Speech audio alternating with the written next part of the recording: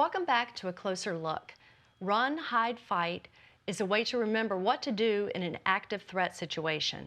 The Chesapeake Police Department recommends escaping if you can, hiding if you can't, and fighting only if you have to.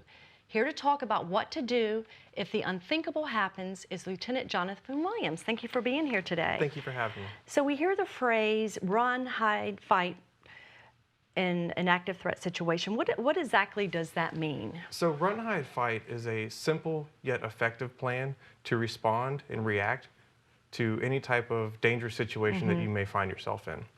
It can be done in any order, but we'll go through it in the run, hide, fight. So step one, if you can, this is always the ideal, would be to run away or escape the area. You want to put distance between you and whatever threat there may be. The next option would be hide. So if you're not able to escape, maybe you're on the second floor of a building and there's a threat on the first floor, then you want to hide. And more so than just hide, I don't want you to go under your desk and close your eyes. I want you to find a safe, secure area that can be locked, that can be barricaded to prevent the threat or the shooter from getting to you. And the last option is fight. And people need to know that they do have a right to defend themselves should they find themselves in a dangerous, life-threatening situation. If you find yourself in very close proximity to a gunman, you have the right to fight back. And you don't have to fight fair. So target the eyes, the throat, and the groin, because you're fighting for your life.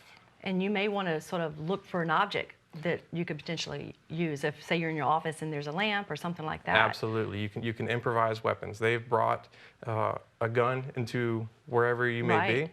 So a hot cup of coffee, a pair of scissors, a fire extinguisher, some type of improvised weapon being used to defend yourself. Yes. So what is considered an active threat? So an active threat is a suspect that is engaged or has potential to engage in any life-threatening situation where they're trying to harm innocent people or kill. An active threat is not someone who's committing a robbery or trying to take hostages. Their goal is mass murder. They're trying to hurt or kill as many people as possible as quickly as possible. They know they have a very limited time frame to do that because they know that the police will be responding. Also, an active threat, we're using that term instead of active shooter because it's a more broad term. When you hear the term active shooter, don't think, when you do hear the term active shooter, you think someone armed with a gun. Active threat, think they could have a gun, they may be armed with a knife, they could have some type of explosive device, they could be using a vehicle as a weapon. So it's a really broad term that encompasses that definition. And I know, like in any situation like that, you're gonna be scared. You're gonna be, just panic is gonna set in. But why is it important to remain calm, if possible? Have you ever heard the phrase "becoming frozen with fear"? Yes. That's what we want to avoid. So, in order to do that, we need to stay calm. We need to practice the drill. So, when I say practice the drill, I don't mean we need to do a full-on scenario, but we have this concept called mental scripting, and all it is thinking about what would I do in this situation if. So what would I do if a threat came into this room right now? And so I start thinking about those types of things. I'm now mentally prepared to respond in the event of an incident. If you ever find yourself becoming frozen with fear, stop, take a big deep breath, and that'll help you reset so that you can figure out, should I run, should I hide, or should I fight? And I guess someone who is able to calm themselves down could be an assistance to somebody else who may be not able to do that. Absolutely. You can provide leadership to others who may be not as well prepared as you are for this type of incident. You can provide that direction. And it's, it's unfortunate that we have to even have this plan, but it's so important because, you may not necessarily be at work or in your office. You could be, going to the mall or an event, a concert. And is it always good to have that sort of in the back of your mind? Maybe not stress over it too much, but... Yeah, always be aware of your exits, where did you park your car? if something is around you that doesn't feel right, trust your instincts. If it doesn't feel right, then it's probably not right. Right. And start planning to remove yourself from that situation. Now, what is the first priority for law enforcement once they arrive on the scene of an active shooter call? So when law enforcement arrives on scene, their number one priority is to stop the shooting, which means they're going to go towards the gunshots if they're still happening, and they're going to stop the shooter in one of three ways, either arrest, containment, or the appropriate use of force. So if we come upon the shooter and we say, stop, you're under arrest, and they surrender, then the situation is resolved and we place them in handcuffs, they're under arrest. If we can isolate them so that they're in a room where the only person that they can hurt would be themselves, then we can start to take care of all the innocent people, and that's also a win.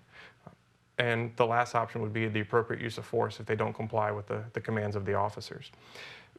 Because the officer's number one priority is to go towards the shots to stop the shooter, that means that they're going to bypass anyone who's already been injured throughout this. But don't worry, we're going to come back, and we're going to radio in information to the fire department so that we can get you first aid as quickly as possible. And I think you had mentioned earlier that the average response time for officers to be on scene is at around 3 minutes, but that's after a call is made.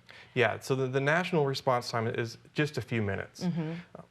Now, you hit the nail on the head there. It's after the call is made. So that's very important that somebody make the phone call. If we receive more than one phone call, that's okay. But that phone call has to be made into dispatch so we can start the law enforcement response and the medical response. When you get on the phone and you talk to the dispatcher, there's one very key piece of information that you can provide. I call it the 3 L's. Location, location, location. Where are you? Or if you're safe, where's the bad guy? So that we can send our resources to that location so we can stop the incident as quickly as possible. And, you know, it's something we don't really want to think about, but it's unfortunately, it's good to have a plan, a mental plan. Sure. So what general advice do you have for someone just being aware is just when you go into a place, like we said before, just sort of what door, what exits, that kind of thing would be, you know, to keep in mind? So my advice would be to maintain situational awareness all the time. You know, this run, hide, fight plan, it's applicable in the workplace. It's applicable when you go to the mall, when you go out to eat, when you go to the park. Wherever you are, the plan applies. Some piece of it, the run, the hide, or the fight, will work for you. My next piece of advice would be to trust your instincts. Don't deny the fact that something bad may be happening. If you hear something that sounds like gunshots, treat it like gunshots and run. So better be safe than sorry. Absolutely. Well, thank you so much for coming on and talking about this difficult subject. It's very important information. We appreciate it. Thank you for having me. Well, that does it for this edition of A Closer Look. Thanks so much for joining us, and we'll see you next time.